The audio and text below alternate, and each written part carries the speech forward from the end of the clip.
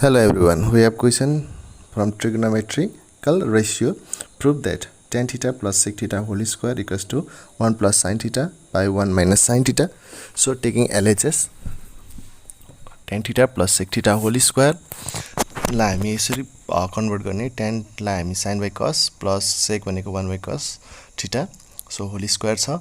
अब यसको एलसीएम लिने हो, sin theta plus 1 by cos theta whole square. अब sin theta plus 1 को whole square by cos square theta. अब यसलाई के गर्ने, sin theta plus 1 sin theta plus 1 by cos square theta लाई हामी के गर्न सकिन्छ भन्दाखेरि 1 minus sin square theta लेख्न सकिन्छ. अब sin theta plus 1 लाई हामी अगाडि पनि लेख्न सकिन्छ 1 plus sin theta 1 plus sin theta 2 times 1 त स्क्वायर भएको कारणले. So 1 minus sin square theta लाई a square minus b square को फर्म लेख्न सकिन्छ a plus b a minus b. So a plus b a minus b भनेको a square minus b square हो है. अब यसलाई यसरी गर्न सकिन्छ. अब plus 1 plus sin theta 1 plus sin theta cancel भयो, बाँकी रह्यो के रह्यो 1 plus sin theta 1 minus sin theta. This is since LHS equals to RHS proof. Thank you. त्यस्तै गरी we have another question 1 by cosec theta plus cot theta equals to cosec theta minus cot theta taking LHS. अब यसमा पनि cosec theta plus cot theta. Okay, cosec theta ला cosec theta plus cot theta into cosec theta minus cot theta हामी rationalise गर्छौं यसलाई cosec theta minus cot theta. Okay, अब माथिको त 1 सँग मल्टिप्लाई गर्दा के भयो cosec theta minus cot theta. अब तल cosec theta plus cot theta. अब यो हामी a plus b a minus b भनेको a square minus b square हुन्छ.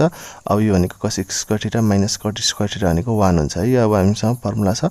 So cosec theta minus cot theta जुन LHS equals to RHS भयो, proof भयो. यसरी हामी गर्न सकिन्छ.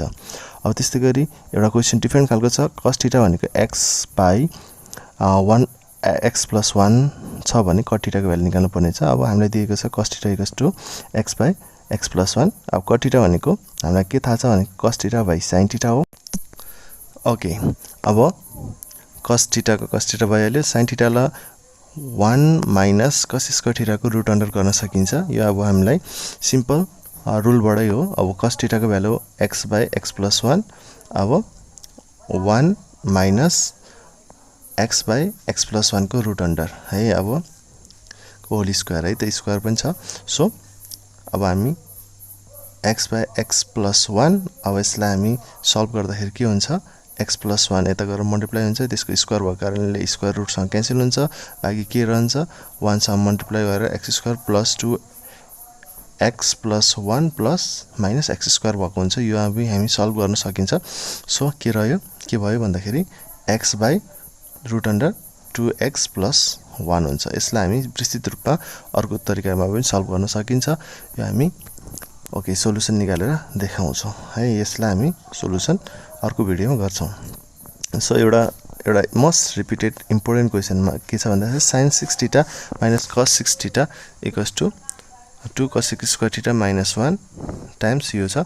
So taking LHS sin 6 theta minus cos 6 theta लाई हामी sin square theta को whole cube minus cos square theta को होल क्यूब गर्न सकिन्छ. अब हामीसँग फर्मुला के छ भन्दाखेरि a cube minus b cube को a minus b अनि times a square plus ab plus b square. यो फर्मुला हामीले याद गरेको हुन सक्छौं है.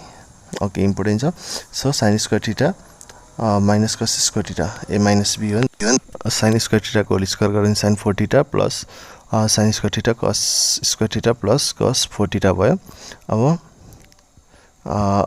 हामीलाई cos square theta को फर्म ल्याउनु पर्ने छ भनेपछि sin square theta भनेको 1 minus cos square theta minus cos square theta भयो.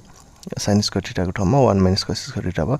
अब sin 4 theta plus cos 4 theta एक ठाउँ राख्ने र plus sin okay sin square theta cos square theta अर्को ठाउँ राख्ने. सो यसलाई हामी अरेन्ज गरेको मात्रै हो. Okay, 1 minus 2 cos square theta भयो. अब यता के रह्यो, यो sin 4 theta plus cos 4 theta भनेको sin square theta plus cos square theta को whole square minus 2 times sin square theta cos square theta plus sin square theta cos square theta हुन्छ. अब 1 minus 2 cos square theta यो भनेको sin square theta plus cos square भनेको 1 1 को square 1 भइहाल्यो अब 2 sin square theta cos square theta भनेको minus sin square theta cos square theta भयो अब हामीलाई यो प्रुभ गर्नुपर्ने भएको कारणले अब यसलाई एरेन्ज गर्ने सो अब हामी कसरी गर्न सकिन्छ 2 sin square 2 cos square theta minus 1 times 1 minus 2 sin square theta cos square theta. Okay, since LHS equals to RHS, proof. Thank you for watching till end.